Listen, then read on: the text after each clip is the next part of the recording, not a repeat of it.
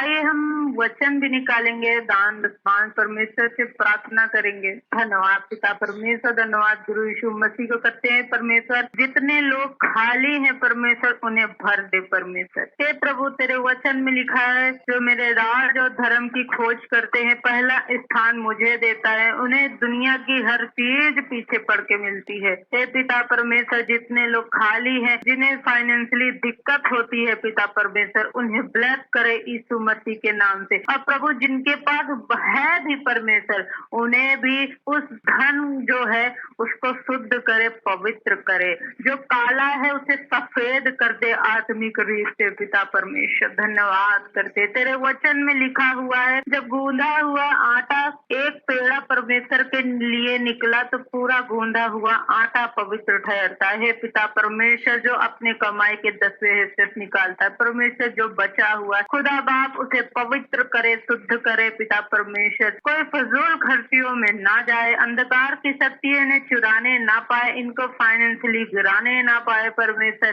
किसी चीजों में जो परमेश्वर गवाही को ना पैदा करे, ऐसी चीजें ना उत्पन्न हो पिता परमेश्वर। धन्यवाद। नीति वचन हम निकालेंगे, नीति वचन इसका 10 अध्याय। यहाँ लिखा हुआ 10 के 22 में, और आप सबके पास किताब है तो खोले। धन यहोवा की आशीष ही से मिलता है और वह उसके साथ दुख नहीं मिलाता है। धन किसकी ओर से होता है? परमेश्वर। कुछ लोग कहते हैं कि प्रभु में आ गए यीशु मसीह तो क्या हुए, उन्हें तो किसी चीज की जरूरत नहीं, वो स्वर्ग के राज्य के लिए बनाने के लिए आए, वो तो गरीब के घर में पैदा, हमें क्या जरूरत है। यीशु मसीह हमारे लिए गरीब बना कि हम अमीर हो, वो हमारे पापों के लिए कोड़े खाए ताकि हम पवित्र ठहरे, उसने सब कुछ सहा है। इसका मतलब ये नहीं है कि धन शैतान की ओर से है। हमें सब कुछ जानने की जरूरत है, ये चीज किसकी ओर से, ये चीज किसकी ओर से है। हमें लगता है कि ज्यादा अमीर होंगे, ज्यादा पैसा जिसके पास है, तो शैतान की ओर से। ऐसा नहीं है, धन परमेश्वर की ओर से। वचन कहता है हर एक अच्छी वस्तु स्वर्ग से उतरती है। यहाँ लिखा धन यहोवा की आशीष ही से मिलता है और वह उसके साथ दुख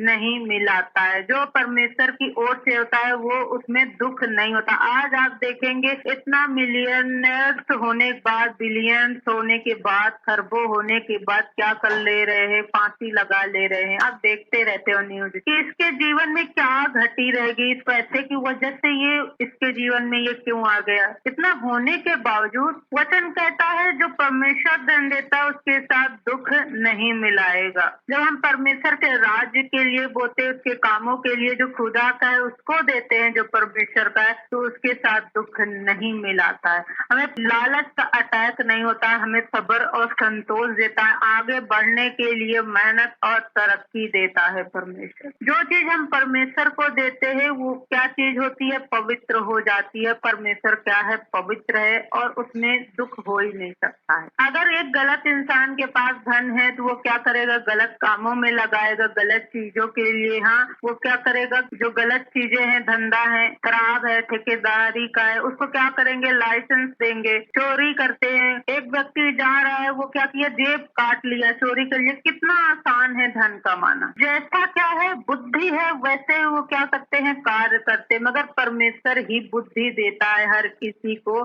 चलने के लिए। वो कहता मैं आकर खुद तुम्हें आशीष दूंगा। हम क्या होता है, हम खुद अगर हम जांच ले अपने आप को, जिस समय हम सोचते हैं कि आज घटी है, आज कमी है, परमेश्वर के लिए ना करे, तो वो चीज ऑटोमेटिक दुष्ट के लिए लगी जाता है। ऑटोमेटिक क्या होता है? दवाइयों में, चीजों में, सारी चीजों में चला ही जाता है। कहते दुख हटता ही नहीं है। कोई चीज करते हैं बरकत है ही नहीं है। तो परमेश्वर का वचन क्या कहता? जो धन यहोवा देता उसके साथ दुख नहीं मिलाता है। एक विधवा आई, वो अपने क्या कर दी? अपनी झोली का पूरा हिस्सा ही दे दी, पूरा ही हिस्सा दे दी। परमेश्वर ने कहा इसने तो अपने कमाई के सारा पूंजी ही दे दिया। जब हम घटी में भी बोते हैं तो परमेश्वर हमारी सुधि देखता है, लेता है। उसके वचन में लिखा, सारे दशमांश भंडार में ले आओ ताकि मेरे भवन में भोजन वस्तु की घटी ना रहे। ऐसा करके तुम मुझे परखो कि आकाश के झरोखे खोल के तुम्हारे ऊपर अपरंपार आशीष की वर्षा करता हूँ कि नहीं।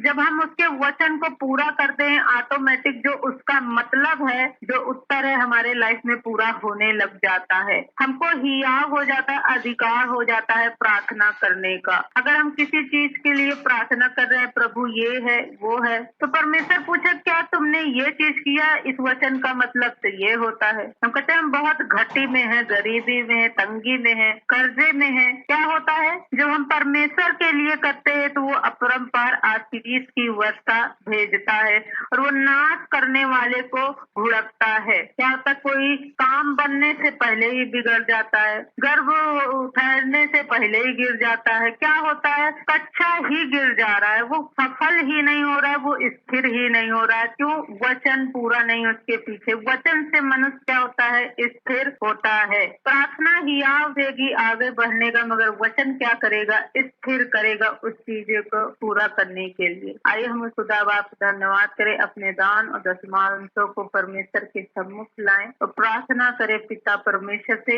हे पिता परमेश्वर, जितने दशमान तेरे भंडार में आए पिता परमेश्वर, हे पिता हरि की सुधी ले खुदा बाप, जिन्होंने ज्यादा बोया ज्यादा काटा पिता परमेश्वर, तूने कहा है सारे दशमान भंडार में ले आओ, अपने दान हरियों को लाओ। जब तुम बो तो हर्ष के साथ बो, घटी से बो, अपने पूरे हृदय से बो।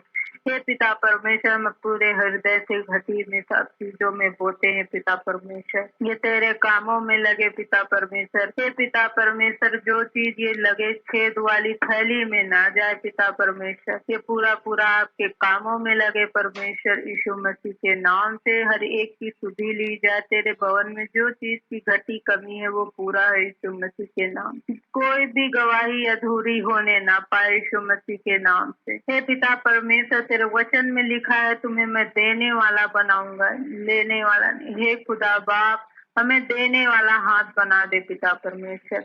हे प्रभु, हम तेरे सम्मुख तेरी उपस्थिति में लाते हैं परमेश्वर, देते हैं, बोलते हैं पिता परमेश्वर। इसकी स्तुति ले परमेश्वर, और भी बढ़ोतरी दे पिता परमेश्वर, इनके कमाई के जरिए को बढ़ाए परमेश्वर। हे पिता परमेश्वर, हर एक के जो कमाई का हिस्सा है पिता परमेश्वर, उसको बढ़ाए परमेश्वर। यीशु मसीह के नाम से मांगते हैं पिता परमेश्वर, किसी के आगे हाथ ना फैलाना पड़े पिता परमेश्वर, कोई चोरी चालाकी नहीं पिता परमेश्वर। यीशु मसीह के नाम से मांग लेते हैं, आमेन आमेन।